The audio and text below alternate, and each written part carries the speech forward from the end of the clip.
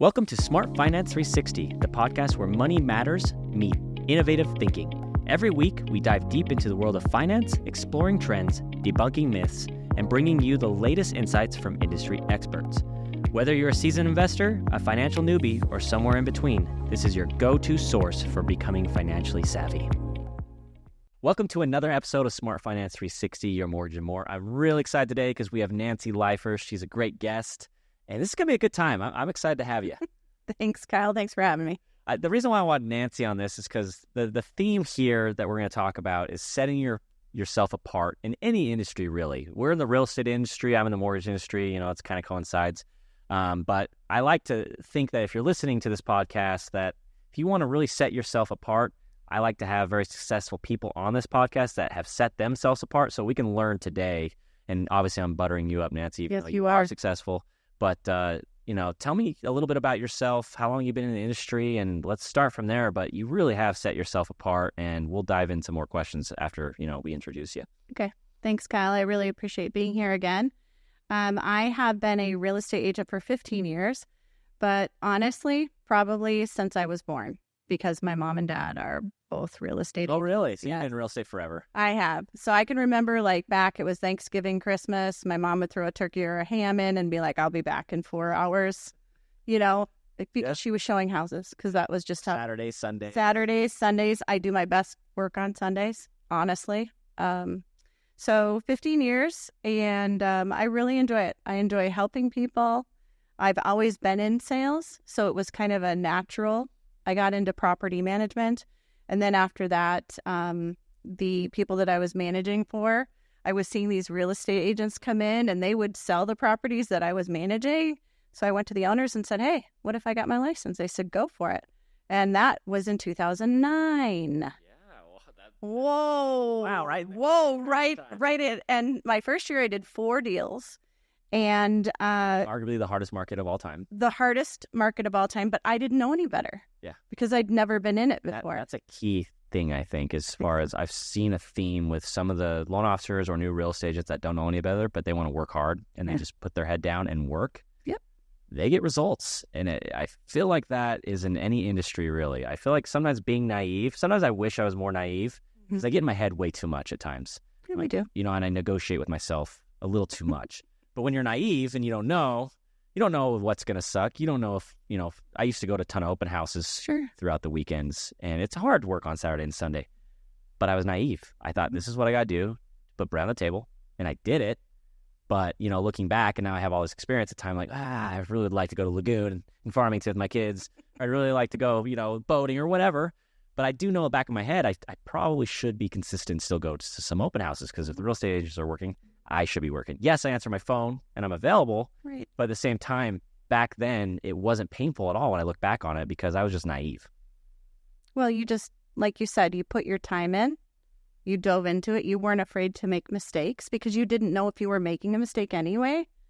It was a great time to get into real estate. 2009, you got in, and a lot of people quit. They did. So a ton of people quit, and then you got in at the right time. I think right now, it's always in cycles too, because right now the industry is kind of not that dramatic, but it is slowly. It's like a slow burn. It's kind of like it's painful. It's like putting your fingernails against the chalkboard or even that. Ugh. But it's something that is, I see slowly people are quitting, real estate agents, loan officers, title agents, because it's hard. It's a harder industry. So what would you say that, someone listening to this podcast during these hard times, what would be kind of your advice for them? Well, I think when you started out the podcast saying setting yourself apart, we all are associated with a brand, a brokerage, but within that brand and brokerage, what is your elevator speech? What sets you apart as an agent? And so knowing what that is, I think is key. And then also, it takes money to make money. Just because the market is possibly a little bit slower, which it's not for my team, because we're spending money this year. We're spending more this year than we did last year. You go on the offense. Absolutely. Exactly. And I think that's an amazing point there. If you're listening to this, is during the hard times, we're doing really well because we are on full court press. We're on the offense. And what we find out is, wow, we can do this in any market. And then when the market does, everyone on the sidelines hoping it gets better, does get better in their, in their eyes. I feel like it's fine. But when it does get easier for everyone else, you're just so far ahead of them on that piece. You're completely ahead. Yeah. What did you, when you were first starting, what did you do to kind of set yourself apart in real estate? I was in the office every day. Yes. Yes. I mean, what? Crazy. You. No. Crazy. So you're in the office every day. You treat it like it was a job, 9 to 5. It was a job. It was a job. And I picked up my phone. And I made phone calls. Seems common sense. It does. It does. But no, that was the key. And then, honestly, having like 5 real estate conversations a day, which could easily enough be in the grocery store line when you're checking out, with the teller, for instance, or at the Maverick talking to the person at the gas pump across from you.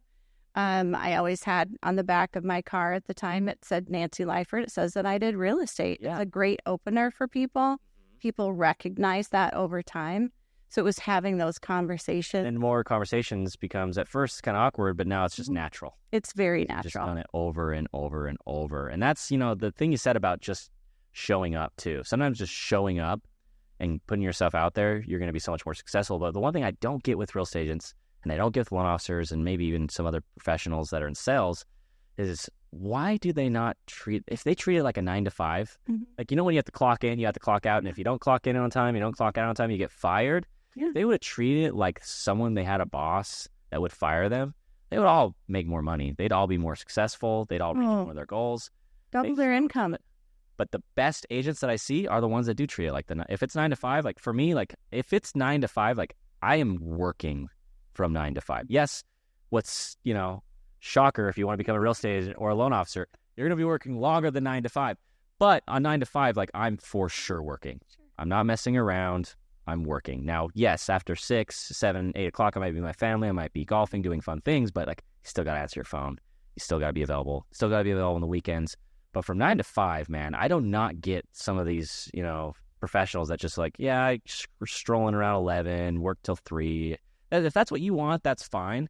But I feel like the best professionals are the ones that are there from 9 to 5 because they're the ones working. They see all the scenarios. They can help out immediately because they're in front of either a computer or they have, the other professionals that are working. But I think that would be, it's funny that that's a way to set yourself apart is actually just doing the work. Yeah, that's all it is. Honestly, I tell my team that all the time. I think along those same lines is I tell my clients, you're my client now. So just so you know, you should feel like you're my only client. I have other clients, but you should feel like you're number one with me. I may not pick up the phone when you call, but you will get a call back. If I don't know an answer, I will find out. And just knowing that, again, it sets you apart. But it's this, I'll call you back in 24 hours or 48 hours. This is a huge decision for people to sell or buy a home. They're trusting you, and we are making a pretty good income. Yeah. So, we should be there for people. Our goal is to help them, also to help our family and feed our family and make money. But yeah, I think the personalization, I think another reason why you're so successful is you're a great communicator. You're really good at communicating. And yes, although if you are busy, you're going to let them know that, hey, I'll get back to you on this. One thing my partner, Jimmy Hobson, I use a lot is that if you're on the phone with someone else, he's like, always press the button.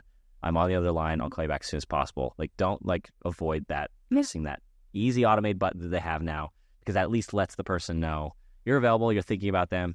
I think it's so crazy when I've called other, real estate agents or loan officers, and it's like, it just goes straight to voicemail. It's like, I know you're looking at your phone because exactly everyone's looking at their phone, or if you're stuck in a meeting, but pressing that button is just huge. It's interesting on that piece. I think under promising and over delivering, is that the right term? Yes. So like, hey, I'm going to get back to you within the next 2 hours, and then in 45 minutes, I'm going to call them back. Whereas I'm going to get back to you in 45 minutes, but then in 2 hours, I call them back. So I always try and do that. I mean, we're all human. Sometimes it doesn't happen. But just them knowing that I am a priority, they are a priority for me. I am my own priority. And let's be real. I said that wrong, but did I really? Anyway, they are a priority for me. Yeah, for sure. And, I think that piece is, to always over deliver. I also think setting the right expectations, because I think a lot of times in this industry, people don't really set the correct expectations. Like, I'll give an example. Like, certain programs you use, you can close a lot quicker than other programs. So I tell loan officers, it's like, look, if this is a zero down, there's a bond, maybe we need to get something, maybe they're getting a grant of some sort. There's always roadblocks. And for me, that's usually time. So if I want to close quicker, we got to get this bond program figured out now, not 2 days before closing. I need it now. Like the urgency piece, I think, is huge in our industry. And I think just being able to squash that immediately of pros and cons of what's going on in the situation, that really helps a ton setting yourself apart in this industry. Because when you communicate well, but you also are letting them know, here are kind of the obstacles that I have to, overcome, but I'm going to do this now instead of in the future. It just lays a really good process. And that said, with processes, what's kind of your guys' process that you have that you take through a consumer in the real estate, Through a consumer? Maybe listing the house from listing to buy. Sure. What's kind of stuff that you guys do to set yourself apart? I think from a listing perspective, we have our own photographer, which is huge. I can't begin to tell you how many fuzzy photos I see, and I'm like, you're making or toilet seats that are up. You're gonna make $20,000 on this? Yeah, I think that's what you did for these people. Yeah, sorry. No, it is. Photographer, that's great. It's important. The marketing piece is what really gets me excited. I enjoy marketing a property. So we'll do a complete social media blitz on the property.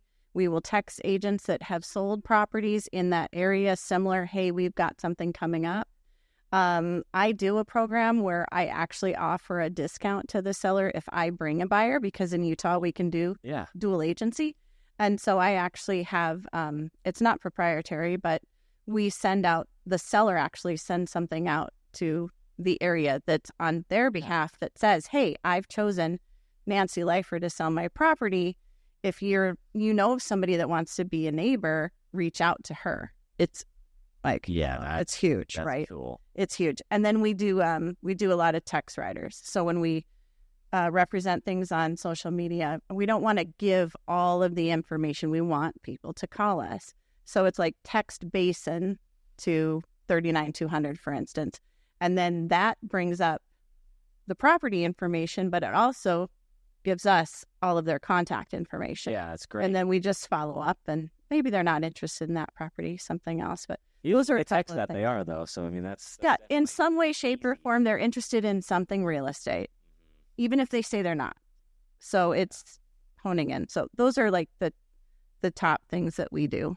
Yeah, I also love that you guys are always continuing, I call it CE, continuing education, but you're always learning to get better throughout whatever's going on, whether it be text thrown at us, we're trying to, perfect the technology we use, stuff like that. So a lot of times I see some of these, that's when we go back when we talked about when you just don't know any better, you end up doing more than the person who knows everything. I think when you get to that point where you think you know everything, you've lost. And so I think, setting yourself apart is realizing that you always need to keep learning and you always have to get better and you have to show up every single day. That's another thing. It's a grind thinking about that, but that's just the way real estate and sales and everything is you got to show up. Doesn't matter if you crush it in 2022 or 2023, like you got to crush it in 2024. Absolutely. Doing everything, the daily things, the little things. Sometimes they're simple and they're monotonous, but like that's another thing to set yourself apart. But what I think I like about you as well is that you really love what you do. Like find what you love, whether it be a niche. Jimmy, he loves VA loans. Yeah. He loves veterans. His brother's a veteran. Something that you can tell when he talks about it. He's passionate about it. But that's really what sets him apart when people think about it. When I was his competitor in the past, the VA loan, I'm like, great. I guarantee they're going to shop Jimmy. He's going to get a call, and then it's game over. And so, if you can't beat him, you join him, right? So, and here you are. That's what we did. But, what's kind of been some of the niche, that you've seen some of your agents or yourself that they've gravitated towards to have success in real estate? I think the niche is, like I mentioned before, treating everyone like they're your only client. Because if you can do that throughout the entire transaction and post-closing, you are going to get referrals from those people. Like they love us. Like they just talk about us. And we work on referrals. So I'd say we're probably like 85% based on referrals, which is fantastic. Huge. I mean, but in addition to that, we are not afraid to try new things. Okay, you're talking about continuing education. I took a class here at UMortgage, and I can't remember. Is it Glade? I think his name is Glade. It was on land development. Okay. And I thought, well, I like to try a different niche every year and see what might spark an interest. I took the class, and I'm sitting there. I'm like, this is too hard. I do not want to work on a project for 4 years. It's a lot. And see, but he said something in the class about knowing people that will do specific projects. And I immediately reached out to my title company, and I sent this request. And it was basically, I want to know in Weber County, every LLC or limited partnership that owns at least 6 properties. It took me 2 weeks to get that list, but I got it. And now I'm marketing to those people because they're going to take that money because they've owned those houses for, let's say, 20 years. And they're going to do a 1031 exchange and probably buy a legacy property for their family. I live in Eden. Let's get you a legacy property. But it wasn't what I thought it was going to be, the class, but it sparked something new to develop. Yes. You just never know. You just got a certain nugget from it, sparked it, and then now you got more business. Yeah. Something that you probably would have found that origination of business. It was great. Yeah, that's huge. And to wrap up this piece, I think a lot of people, I always keep it as simple as possible. Is just try harder than the other guy or the other gal. Try a little harder. For you, like, it's having that personal experience with that client. And you'd be surprised of how low the bar really is. It's very low in most sales areas, because the reason why people pick sales, majority, not is because they want to make a ton of money. It's because they like the flexibility. So if you're a salesperson and you love the flexibility and you lean way towards the flexibility more than anything, well, guess what characteristics I know you probably don't have. You're probably not as urgent. You're probably not on the ball, and you probably don't have that, personalization towards, just a client experience. That's just my opinion. I could be totally wrong, and there's someone who could be listening like, well, because I have the freedom to do what I want, I'm a little more, relaxed and stuff. But no, I see the people that are on point and they're dedicated to do just a little bit better than the other person. They go pretty far in sales. So, I mean, this is great. I wish we could do a longer podcast than this, because, usually our podcasts are like 18, 20 minutes, but we'll get you on another time. But is there anything last thing you want to talk about setting yourself apart in this industry? I do. You never know where a lead is going to come from. And so you could be talking with a vendor. Like, here we are, right? You're a mortgage guy. Yep. I'm a real estate agent. And so usually when I'm on the phone and we're managing a deal, or I'm talking to a home inspector or what have you, at the end of the phone call or at the end of a meeting, I'm going to say, is there anything additional that I can help you with? Yes. Because they know that is my love language, is helping people. And I have gotten more referrals from that through vendors in the last 2 years than I can count on my 2 hands right now. That is a great... Because they all know so many professional real estate agents, right? True. But they know I'm going to take care of their seller or their buyer. Yeah, that's great. What a great way to end this podcast. The last thing I have for you is, if someone needs to reach out to you, Nanci, how can they reach out to you? What's the best way? Well, my love language is the phone. All right. So, So my phone number is 801-866-8508, Nanci Liferth Erie Brokers. I am the queen of effing everything. Queen of effing everything. Mainly real estate, but I love to work and help people. So that's great. Well, thanks so much. If you're listening here and you guys are looking specifically also in the Eden area, she knows the ins and out of that area. So thanks, Nanci. Appreciate having you on. Thanks, Kyle.